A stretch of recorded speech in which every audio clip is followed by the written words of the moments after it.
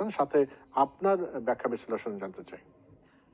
শিক্ষার্থীরা রাজনৈতিক দল গঠন করা উচিত এবং আমার মনে হয় অনেক আগেই উচিত ছিল, এবং সেটা তাদের সরকারে না গিয়ে যে তিনজন উপদেষ্টা গেছেন, মানে ওই সময়টা আপনি চিন্তা করুন তাদের প্রতি মানুষের ইমোশন, এবং রাইটলি তারা জীবনের ঝুঁকি নিয়েছেন, তারা আমাদের অনেকভাবে চেষ্টা আছে, লড়াইয়ের দীর্ঘ একটা ইতিহাস আছে, আমরা হঠাৎ করে সবকিছু জুলাই আগস্ট হয়েছে তা না, কিন্তু এটা তো সত্য শেষ যে বারুদের মধ্যে যে আগুন সংযোগ এবং বিস্ফোরণটা তাদের হাতে হয়েছে, তাদের সামনে থাকাই হয়েছে।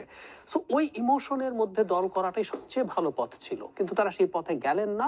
এরপর যেখানে গেলেন সেটা কোনোভাবেই সঠিক বলে মনে করি না আমি, এবং তারা বলার চেষ্টা করছেন যে তিনজন সরকারে আছেন, তারা সরকারের মধ্যেই আছেন, তারা দলের সাথে নেই। এখানে একটা সমস্যা কোথায়? মাসুদ ভাই কিছু তথ্য দিলেন, আমি ওগুলো যদি সরিয়েও রাখি, পাবলিকলি যেসব তথ্য আমাদের সামনে আছে সেটা হলো আমরা দেখবো ওভারল্যাপ করে। যেমন নাহিদ ইসলাম, জনাব মির্জা ফখরুল ইসলাম আলমগীরকে সরকার নিয়ে আলোচনা হচ্ছে, উনি একটা জবাব দিলেন, এই জবাবটা দেওয়া ঠিক হয় নাই। কেন বলি? এটা একটা সরকার নিয়ে আলাপ, এটা জনাব নাহিদ এখানে টার্গেট নন। উচিত ছিল ডক্টর ইউনূস ফিরে আসার পর, উনি ফিরে এসছেন, ক্যাবিনেট মিটিং করবে, করে তারা সিদ্ধান্ত নিয়ে জবাব দেবে দল থেকে, মানে সরকার থেকে, কিন্তু করলেন না। আচ্ছা, দিল নাহিদ সাহেব।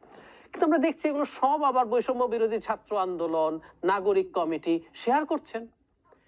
একজন সমন্বয়ক, এখন মুখ্য সংগঠক যারা সার্জিস আলমও ডাক্তার মতো প্রেসক্রিপশন দিয়েছে, দিনে 3 বেলা করে 7 দিন এটা পড়তে হবে, শেয়ারও করেছেন এবং আমাকে প্রেসক্রাইব করেছেন এইভাবে।